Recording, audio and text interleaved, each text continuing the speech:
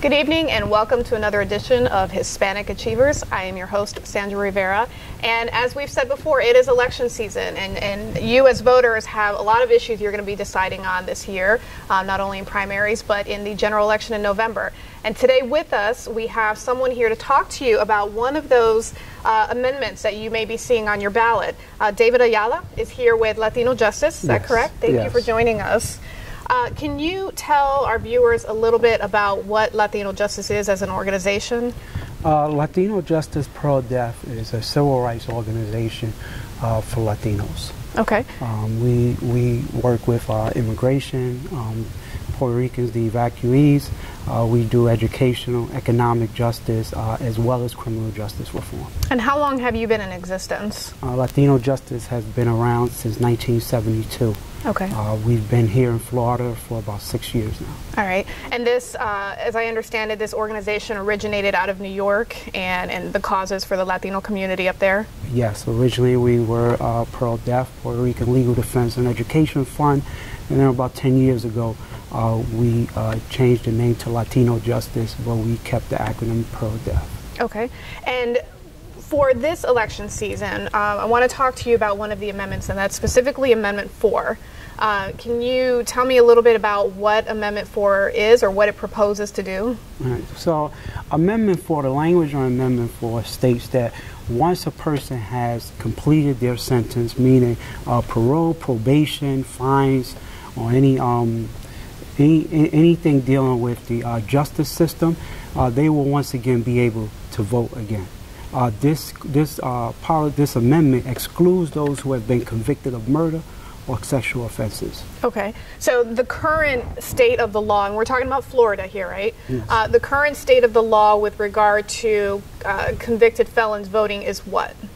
Currently, if you are convicted of a felony, once you've completed your time, you have to wait 5 to 7 years to actually fill out the application. Once you fill out the application, you get on a long waiting list of about 20,000 people. That's the backlog on it. So it can take you anywhere between 10, 15, 20 years. Right. That's what most people you will hear say that they have lost their right to vote for life. Right. And so that is for people who have been convicted of felonies. Yes. Right. Okay. And the way it is now under the present administration, these reviews for restoring your rights to vote are evaluated by who? By the Clemency Board. Okay. And this is one of the reasons just recently a federal judge out of Tallahassee said that the system is broke, is arbitrary. There's no checks and balances because while you have a clemency board of about 4 people, the last say is on the governor. He is the, he could say yes or no. Right. And under this current administration, we have not seen a lot of people get their rights restored. And then when you talk about a petition number of petitions, 20,000. Being evaluated by 4 people, I would imagine that is what causes such a delay in having a decision be made. Exactly. Okay. And when a debt is paid, it's paid. I mean, we live in a country that believes in second chances. We need to make sure that Florida laws are in line with what Americans believe. Okay. And I imagine, being a proponent of this amendment, you've run into a lot of opposition from people who feel that maybe, well, once you've done the crime, you lose that right. That's a American right that you have to vote, but if you violate the laws of the land, then you shouldn't have that right. What kind of opposition or what kind of arguments have you encountered against passing this amendment? Well, what I would say, I'm not here to answer whether it's a right or not.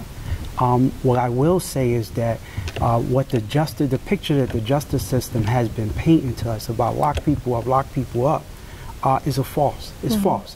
We lock up about 170,000 people a year. Out of those 170,000 people, only 25% of those actually go to prison. Out of the 25% that go to prison, 95% will be back into our communities. So if that picture that the justice system is painting is false, we need to put things in line that will actually reduce the recidivism rate, so we can keep our community safe. And Amendment 4, that's exactly what Amendment 4 does. A study has shown that once a person has had their voting restored, their rights restored, they're less likely to commit a crime. Okay. Okay. And do you have people involved in the campaigning for this amendment that are in that position, that have been convicted of a felony and are trying to get their rights restored? Do you have that kind of support and that kind of manpower out there? We have support from both ends. I mean, because this is something that, I mean, it affects everyone. Mothers, fathers, sons, grandparents. So we have people that are returning citizens, as well as people that have sons, family members, friends, neighbors that aren't able to vote. And why, as a community, or why should the community care whether they have the right to vote? Like I said, when a person's rights are restored, they're less likely to commit a crime, making our community safer and reducing the recidivism rate. And you mentioned about do we have people that have felony convictions speaking out about this? I am a returning citizen. Okay. You know, it's been 13 years since I've been released. But prior to that, you know, I spent 21 years in and out of prison. You know, so now I've turned my life around. You know, I'm a taxpayer. You know, I work. I'm a part of the community. Some people in this community may even consider me a leader. But yet I can't vote for those same people that make the laws. Right. And so what are you doing to get the information out to the community, to the voter base, about the importance of Amendment 4? So right now we're doing a lot of virtual phone banking. We're doing canvassing. And also this upcoming week, we got the Second Chances campaign convening. The Florida Rights Restoration Coalition is putting together at the Rosen to train people around media, grassroots messaging. So if those of you that are out there that would like to participate in this campaign, you can go to FloridaRRC.com and register as a volunteer. Okay. And so you mentioned briefly that there were some limitations to Amendment 4. Can you explain what those are? Limitations with... if it's passed, it wouldn't include a certain class of felonies. So yes, it will not include murder or sexual offenses. Okay. It will include anything other than that. Okay. So we're talking people who may have been caught with drugs in their possession, you know, whether it was for personal use all the way up to assaults or anything of that nature? Yes. Okay. All right. And have you received any support from any of your local officers or not candidates, but political leaders in the community? Yes. I mean, we've received support from both sides, you know, because I think at this point, when you have 1.4 million Florida citizens that cannot participate in our democracy, that's 10% of the actual voting population in this state. You know that it's no longer, it's not a Democratic, it's not a Republican issue, it's not a black, brown, or white issue. This is a human issue. This affects everyone. So we have gotten support from faith leaders, from law enforcement, from congressmen on both sides of the spectrum. Okay. And this is going to be on the November ballot, correct? Yes, November 6th, 2018. Now, I know that when it comes to amendments, proposals to the amendment proposals, that a lot of times the language is worded in such a way that it can be confusing, it can be very wordy to the point where somebody loses what the point of the amendment is. What is your take on the way the amendment as proposed has been written? Is it something that viewers or the average voter would be able to understand, or is there somewhere that you can recommend they go to basically dissect what the amendment means? I mean, like I said, you can go to FloridaRRC.com and the amendment is on there. But the amendment, the language is very simple. It says once a person has completed their time, meaning parole, probation, or fines, they will once again be eligible to vote. This amendment excludes those who have committed murder or sexual offenses. And I like to add that us at Latino Justice, we are a big component of this because we know that these current policies actually diminishes the power of the Latino. Right, because of the disparity in the conviction rates and all that. Okay. Now, once under the proposal, once someone completes their sentence, is it automatic? Assuming it were passed, is the granting of their rights to vote, is that automatic, or is the amendment proposing that you have to file some kind of motion or permission or request? Well, you won't have to file any type of motion or permission. I'm sure that once it's passed, there will be some things put in place to move forward with the amendment. But I wouldn't say automatic, even if a person, once they've completed their time, say that it's automatic. You know, they have completed their time, finished their probation, their parole, paid off all their fines, they are now eligible. Sure, right. And so the ballot or the proposal that's going to be made on November 4th, is it? November 6th. I'm sorry, November 6th, you're right. Is it joined with anything else, or is that amendment standing alone? That amendment stands alone. Okay. And at this point, is Latino Justice pursuing any other cause within this year's election cycle, or this is what you're focusing on for this year?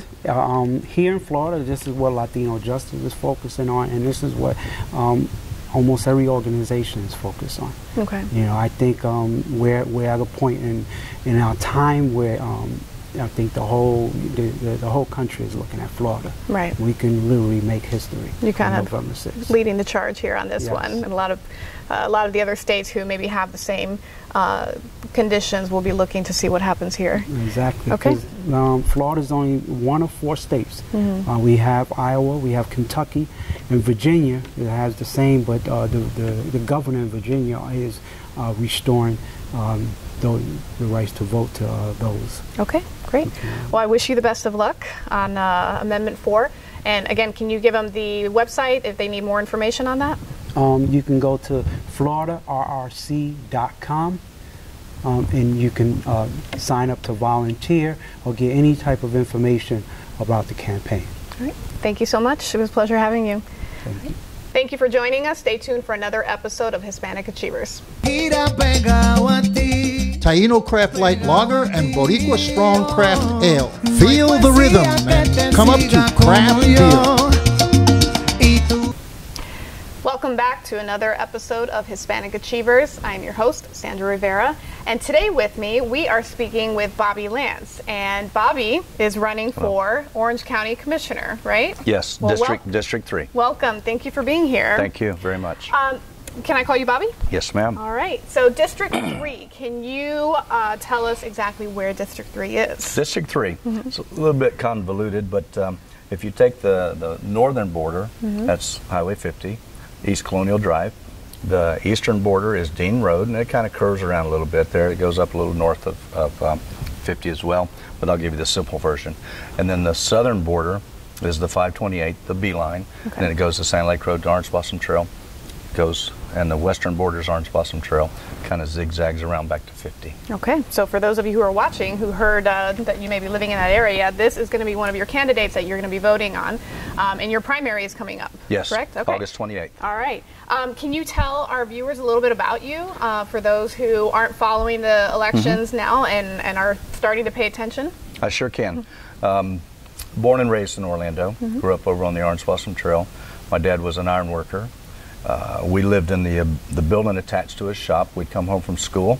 We would change our clothes, go to work until about 7:30 or so, and then we'd come in, take a shower, eat dinner, do our homework, say our prayers, and go to bed. Yeah, so you're no stranger to hard work. No, not at all. Blue-collar worker. Still do it from time to time. Not afraid to work hard. And Sundays we'd go to church, and Wednesday nights at church. Okay. And summertime work all summer. Right, right. So when I was 15, Actually, before that, I said, asked my dad, I said I wanted to leave home. He said, why? I said, because I do not want to work that hard for the rest of my life. So he reluctantly allowed me to leave just before I turned 16. Okay. Yeah. Now, you're no stranger to political office. You were county commissioner in Belle Isle. City commissioner in Belle Isle. Yeah. Why are you wanting to run for commissioner in Orlando? It's a very good question. My whole life, I've helped people. I love helping people. I realized it at a very young age. I was always involved in school, and which I put myself through high school at Oak Ridge High School and college, and it made me feel so much better in my heart to be able to do for others than to do for myself. And I'm a very successful businessman, but then I end up giving quite a bit of that back to the community. Sure. And we've taken in, my wife and I have taken in quite a few folks over the years that were down on their luck out of hotels, and some homeless, completely homeless. Homeless is in a hotel as well, by the way. And we have our own ministry, and we do what we can to help do for others. But as far as helping in the community, that's one thing, but helping in Orange County is another, because in the restaurant business, I've built most of my restaurants. So I know how to navigate through Orange County system, through the building department, the zoning department. I've got over 4,000 hours with Orange County boards alone, with the Community Action Board, which helps, I'm an officer there, which helps people in the cycle of poverty, to get out of the cycle of poverty.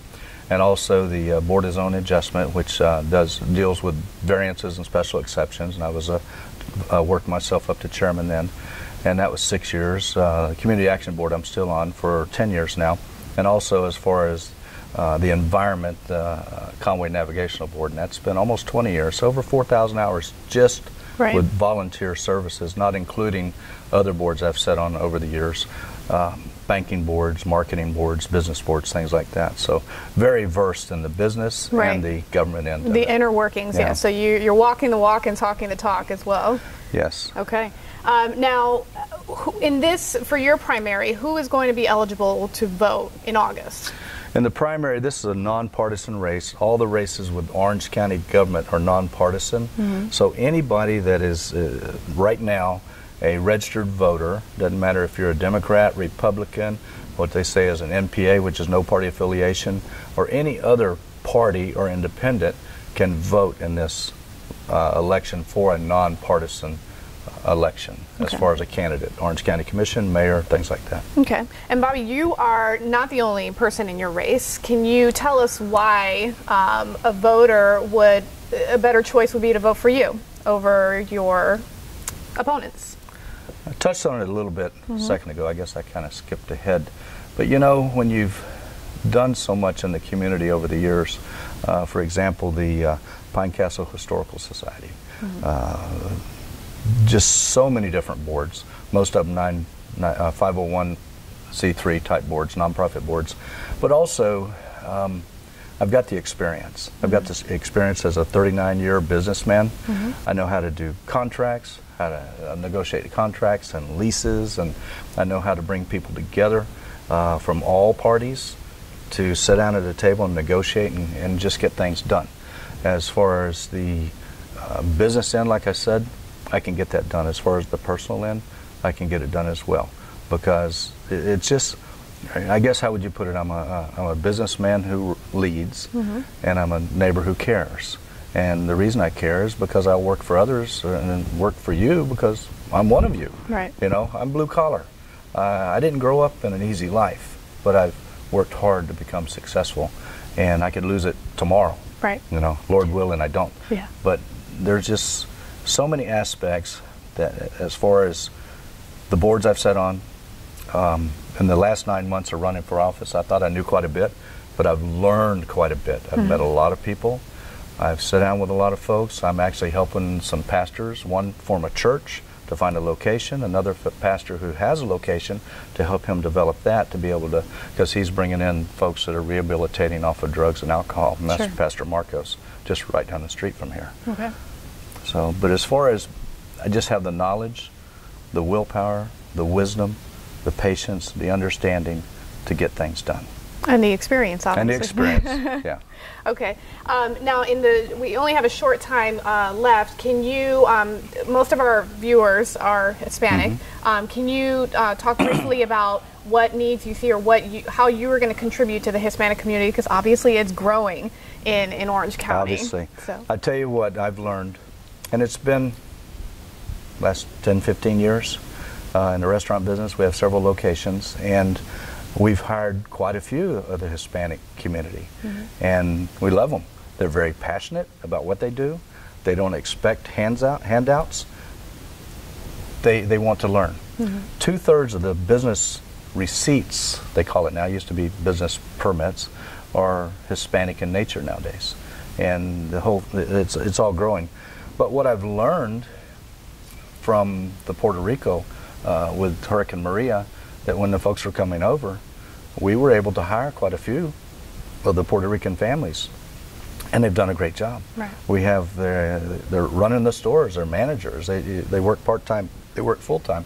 We were able to take a family in when I met with the governor of Puerto Rico back in January, and to take care of the family, and now this family is moving on. They've saved their money, and now they're buying a house. That's awesome. Well, thank you for doing that. Yeah. Sure, absolutely. It's what I'm supposed to do. But the neat part about it is I'm obviously not Hispanic. Maybe a little. Not quite sure. I haven't done the blood testing and all that stuff yet. But I do know that they're a very wealthy in heart family. They believe in God. They believe in church. And I do know, like I said, that they're proud. But but I don't know everything about all the diversities of all the groups, and that's why I would form a executive panel around of the leaders in each organization or each neighborhood to come as advisors and say, this is what we need, and I'll say, okay, let's work on it, let's see what we can do to help. That sounds like a great idea. Thank you. Well, we are out of time, but we have a special guest that Bobby knows quite well that you're going to be hearing from, but we're going to take a short break, so please stay tuned with us, and we'll be right back. Taino Craft Light Lager and Boricua Strong Craft Ale. Feel the rhythm and come up to craft beer. Welcome back to the second half of Hispanic Achievers. As I promised before the break, we were talking with Bobby Lance, who is currently running for commissioner in District 3 for Orange County, right? Yes. Okay. And you talked to us a little bit about the community efforts that you've engaged in, that the help that you put out there. And it isn't just a bullet point on your flyers. You actually walk the walk, and you have been there. And specifically for our Puerto Rican community, who we've had a mass migration of Puerto Rican citizens coming to specifically Florida, as many of you are aware or have encountered. Bobby, can you tell us a little bit about what you've done? I know that we have here with us Evelyn Quintana, right? Evelyn Colon. And the two of you are very familiar with each other. Can you tell the viewers how you came to meet Evelyn? Back in January, when the governor of Puerto Rico came to Kissimmee, and the governor of Florida was there, and I sat on a board, tourism board for the governor of Florida. So we went down. My wife Cindy and I went down, and we were in the audience, and we were listening. And the governor of Puerto Rico started getting very passionate. And something hit me right there. And I stood up and I said, I just wanted to let you know that we feel the pain, and we've hired quite a few folks from Puerto Rico. And he said, that's very good, that's to be commended. He said, that's what we love, is actions, not words. And we just need some places for these folks to live. And I'd already sat back down, and before I realized what had happened, I'm standing back up again. Before I even talked to Cindy or anything, I said, we've got a place. You know what? We've got a place for someone to live. Just let us know what we need to do. So he came down and talked to me afterwards, and Pastor Nieves, from, I believe he's with the Methodist Church in Kissimmee, he says, we got a family for you. They're up at the Super 8. Go meet them, in 192. So we went up there. We missed them, and it took about 2 or 3 weeks, and we finally met Evelyn and Julio and John Yale. And they looked at the apartment, and they were very nervous. I felt so sorry for them. And we were nervous too. And then I guess about another week went by, and says they would like to live here. how much will you charge? I said, we're not going to charge anything. Yeah. You know, we'll take care of everything, and just hopefully they'll save their money. And we've brought in quite a few families over the years, and that's never happened. Mm-hmm. But last week, Evelyn came to us and she was crying. She said, I want to let you know that in September we're having a house built, and we've been saving our money, and every month we give them money to build this house, so sometime in September they're going to move in. So that's the way it's supposed to be. Right. And that's why I said the Latino community, the Hispanic families, the Puerto Ricans, they're very passionate and very proud. They don't want things given to them. They don't want a handout. They want a hand up, Right. and they want to be helped. So that's how we met, and it's going to be a relationship for the rest of our lives. Absolutely. I know, especially with her son. Right, So, and I'm sure it's directly impacted you personally, you and your family. it absolutely has. Absolutely. But as a businessman, Yes. I want to challenge not only other businesses, but other families that have the ability to be able to help, to step out and help. And the need is still there. It's very much still there. Right, right. Evelyn, can you tell me how you felt about that? En ese momento pues yo estaba un poco nerviosa, un poco ansiosa, porque básicamente pues viajamos a un lugar incierto sin conocer a nadie, pero con muchos sueños y muchas ganas de emprender una nueva vida, porque pues arrastrábamos las heridas de los que nos dejó María como tal, y era mucha confusión, mucho nervio, y al encontrarnos ese día en la reunión que hubo con el gobernador, la verdad es que yo busqué apoyo en un pastor en específico, un gran ser humano también, y cuando Bobby pasó al frente a hablar con el gobernador, que ofreció esa ayuda temporera para una familia en específico, yo dije, eso es para mí. Y cuando este ser humano tan ejemplar y tan bondadoso se acercó a mí junto a su esposa, créanme que desde ahí todo ha sido progreso en mi familia. Sí. Todo ha sido muy bonito. O sea, son unas personas, en específico él, que tienen un humanismo muy grande, y créeme que nos sentimos bastante privilegiados de poder, y orgullosos de poder contar con el apoyo de un ser humano tan capaz de ser tan humano y hacerlo con el corazón. No lo hace quizás por ganarse otro tipo de personas, sino lo hace con verdadera vocación, con verdadero amor a su prójimo. Sí. Y créeme que es un gusto y un placer decir que tienen un gran candidato, un gran ser humano, un ser ejemplar, un ser que va a hacer mucho por su comunidad. Sí. Como lo hizo por mi familia. Y en septiembre tú tienes tu casa. Yes. Si tú quieres. Ok, Yes, felicidades. En septiembre ya tenemos nuestra casa con la ayuda, gracias a Bobby, que nos dio con su alojo, etcétera. Nosotros mes tras mes hemos podido ir abonando a lo que es nuestra casa, por fin, permanente, y ya pues el cierre sería a finales de este mes, principio de septiembre.